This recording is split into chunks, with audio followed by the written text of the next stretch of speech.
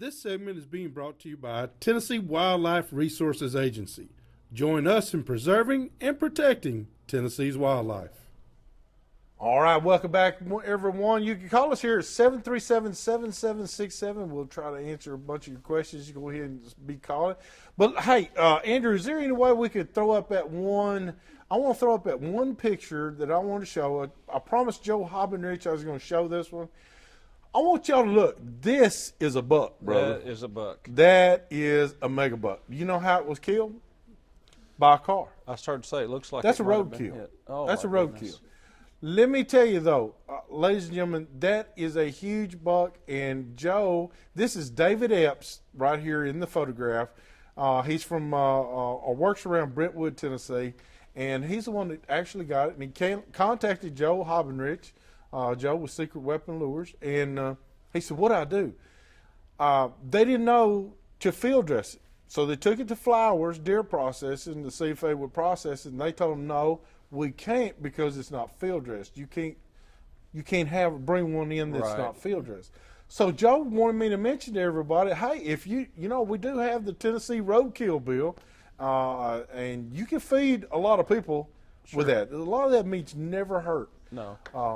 But you do need to carry some items in the trunk of your car, in your toolbox of your truck, or wherever, and that is a good sharp knife, some field dressing gloves, and make sure that you've got them with you. And now's the time because the rut is on. And they are crossing the roads. They're crossing the roads. We saw one crossing on the interstate the other day. I've seen, 6 or 8 that have been hit this week. Oh, yeah. So it started. It started. And a great way to put game fare or meat on the table is don't waste them. Sure.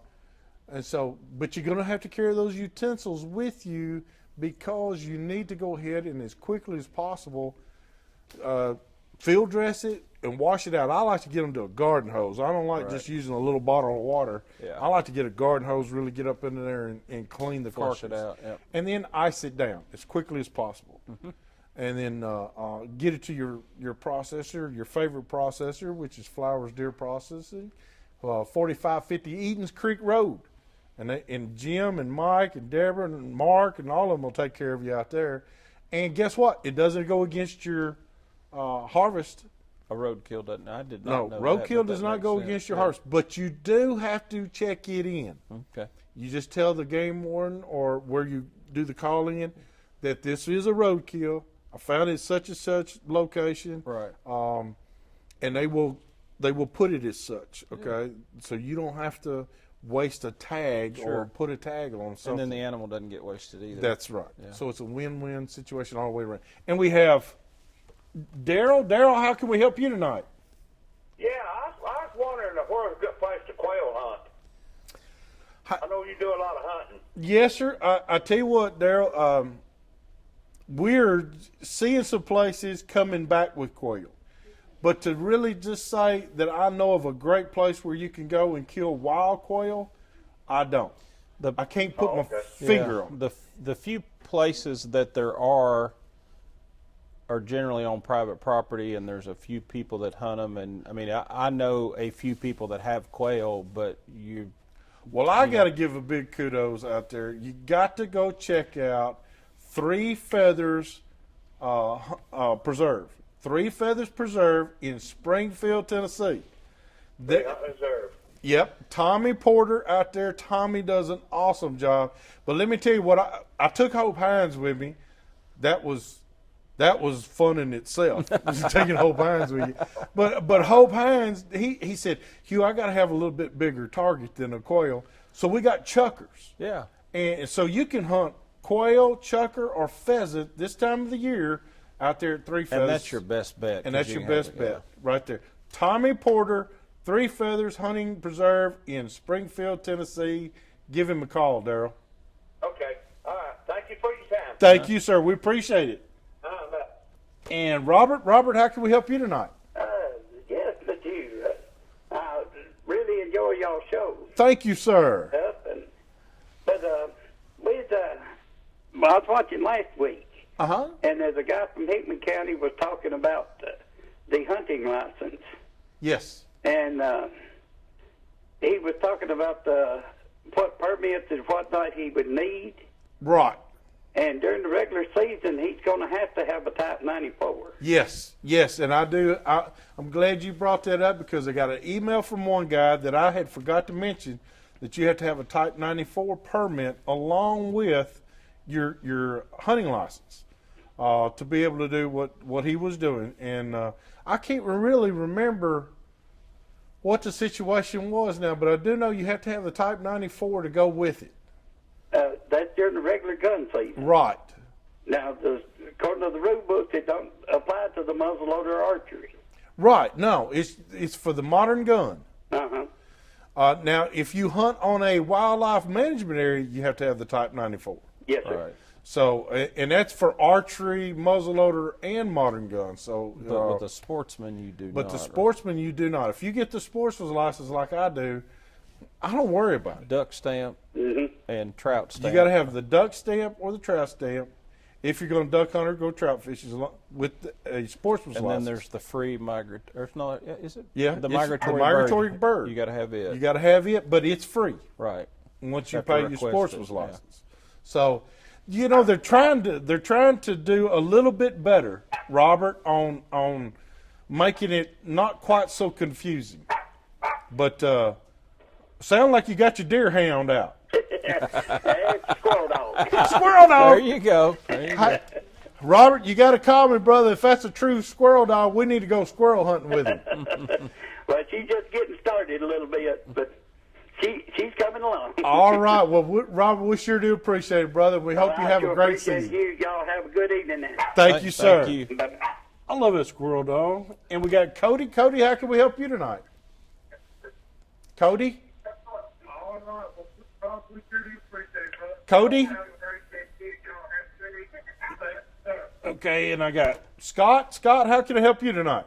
Hello there, Mr. Hugh. How y'all doing? We're doing better than we have to. Cool. I really got two questions. Okay. My first one. All right. What is the rules on albino deer? Illegal to kill Albino deer are illegal to kill and harvest in the state of Tennessee. in the state of Tennessee. Now, Okay.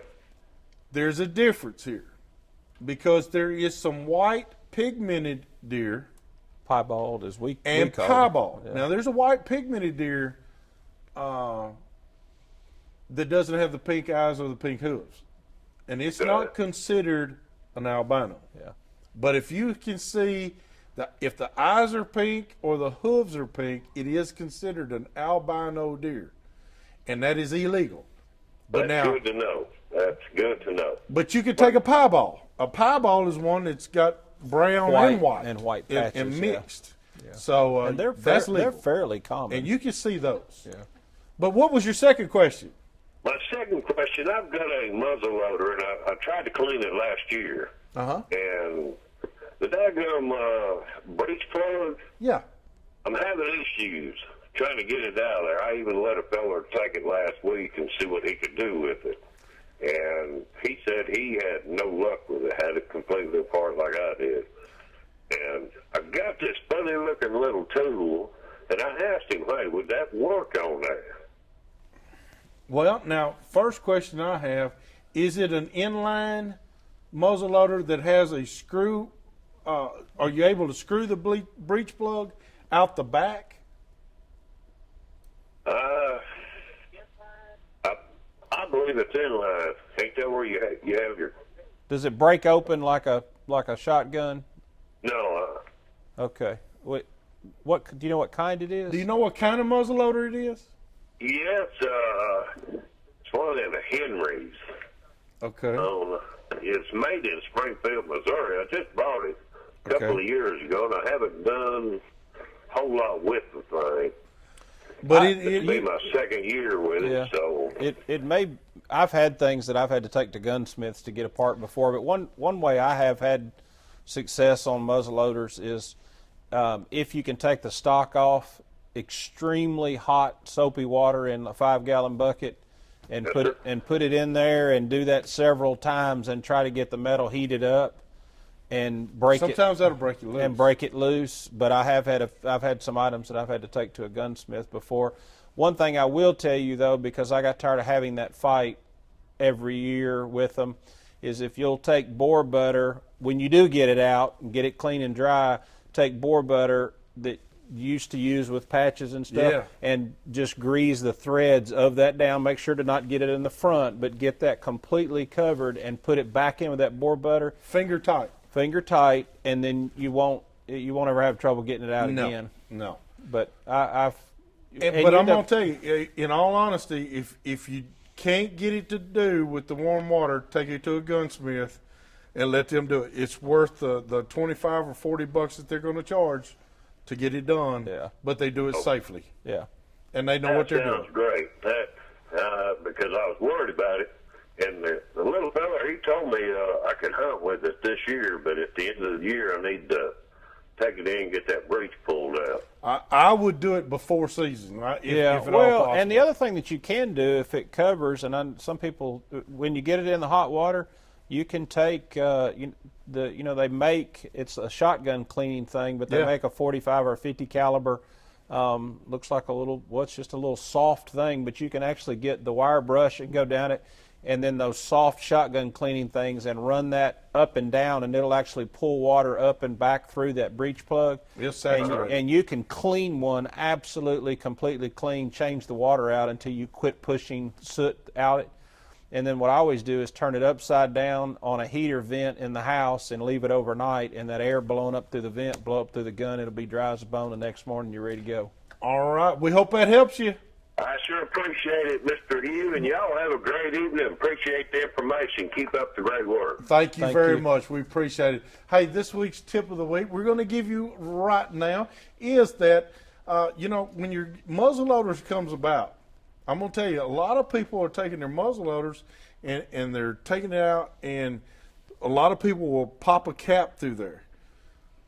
That's always good to run a cap through before you load to make sure that there's nothing in there, and always point that gun in a safe direction when you do it. Because it could Because you could have forgotten and loaded that thing and not taken that charge out last year. And you don't want to do a double load, because I promise you, it takes big old boys like me to shoot those double loads, and sometimes we're hard to find. And I tell you what, if you've never been around a misfire, whether it's a shotgun, a rifle, a muzzle loader, it's aggravating. One of my best friend in the whole world that I've hunted with since I was in high school, we got out of the trucks one morning to go rifle hunting, and this has been, I don't know, probably 25 years ago, but we both were hunting with Remington Woodmasters that, were semi-automatics, and he had this thing, he'd pull it back with one hand and drop his shell in and let the slide go, because those were bad about not closing all the way, so he would always let it go. It was a 30-06 when he dropped that, and he had it pointed at the ground in a safe direction, but we were on either side of his Toyota 4Runner. It went off. And it went off right between, right in front, right between his feet, and we both about jumped over the truck. It was scary. Hey, we got to go take a break, because we've got a great recipe for you coming up, and with some great gals to show you how to do it. So hurry back to more of Southern Woods and Waters. This segment is being brought to you by Covenant Heating and Cooling, providing excellence in comfort solutions. This week's recipe of the week is being brought to you by Broker Headquarters Group. Let our team in Camo help you with all of your real estate needs. All right, real quickly, I'm going to send you over there to the girls. They have got a great, great recipe for you. Let's take it away. Pretty girls over there. Come on.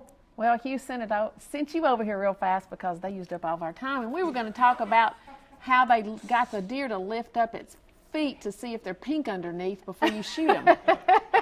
Nuts. Pink feet. Check their pink feet out. Exactly. We had so much fun at your house. We did. Thanks for you and Craig having us over, and we have several recipes, and we taped it. Right. Because you had a whole family over there, and we really appreciate it. And this lots is of help. Sherry, Craig's wife. Hi. I just think everybody knows her because she's always with us. We're making Christmas gifts while the guys are sitting over here talking. She's teaching me how to crochet. Yeah. All right, Hugh, take it. We don't want to use any more time. Take it to video.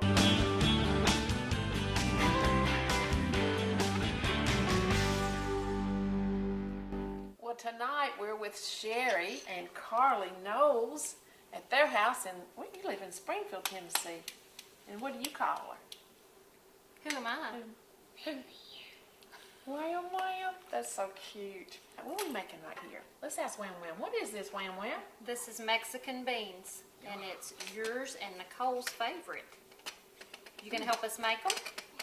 Can you tell them what goes in them? First, we have beef, and this is a pound of beef, and this is some of our grass-fed beef that our son Zachary raises. It's some of the beef out of the cows that you helped Daddy raise. And then once that's really good and done, I'm gonna start out with this. yeah, well, we're gonna use that to measure our I spices. think you're gonna put these in. Once this is really good and done, you crumble it up really good, finish it up, and then we're gonna mix in this bowl, we're gonna mix a cup of honey, and this is actually some organic honey. Can you put this in this bowl, baby? Not that, but I want you to pour the honey in there. Okay. Carly's gonna here. help me. Yeah, there you There go. you Get it in there, go. Perfect. and we'll do like that. So that's a cup of honey, and we'll get that in there. And then you put a package of taco seasoning. Doesn't have to be any certain kind. I like the cheapest kind, which is the Kroger brand right Okay, now. I will. All right, and Carly's gonna pour it. Wait, look, let's get it open. Now, dump the envelope in there. Just don't drop it. It's always good to get a little bit everywhere. Just a Okay, little bit. so 1 pack of taco seasoning. That's okay, we'll clean it up later. And then I want you to put can you put the mustard in? Yeah, I will do. Okay. I will do it with my little. We gotta use the big one because we're gonna use 2 tablespoons of just regular yellow mustard. Okay, hold it for me. Ready? Okay, hold it good and we'll put Hold it a over the tablespoon in there. We're actually gonna put 2 tablespoons and it doesn't have to be exact. Dump that in there. Kinda gotta wiggle it a little. Here. Okay, let's get 1 more tablespoon. How many will that make? 2. 2? That's right. How old are you? 2. 2. Okay. Kind of shake that in there. Good job. Okay, now let me have this one and we'll put this in the sink. Now you're going to put about a teaspoon of just black pepper. Okay. Okay, let me help you get this because if this gets in your eyes, guess what it'll do? Yeah. Or in your nose, what will it make you do? Would you sneeze? Okay, about a teaspoon of black pepper.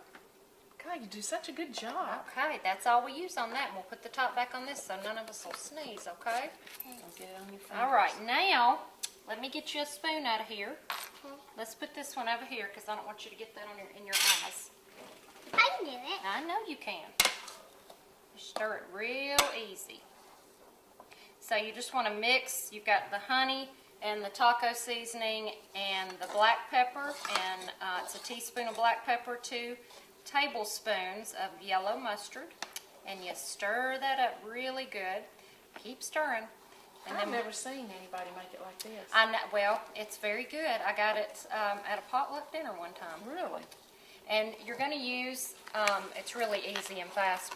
You use 2 cans. I like the Bush's original recipe baked beans, and I use the 2 large cans. And we're just going to dump those in here while Carly's stirring. And this really is just a takeoff on baked beans. It's got a little bit of a different flavor. You're doing a good job. Let me hold you both for me. Got it? She really And has then it. to make it more of a heartier side dish than Oh, just so beans, stirring. that's where the beef comes in. And then when we're done with this, Carly's gonna pour that sauce that she made over the top of the beans, and we're gonna bake them on 350 for about, well, I'll do really 325 for about an Okay. hour. Well, you got them out of the oven, Yep. and now you're gonna.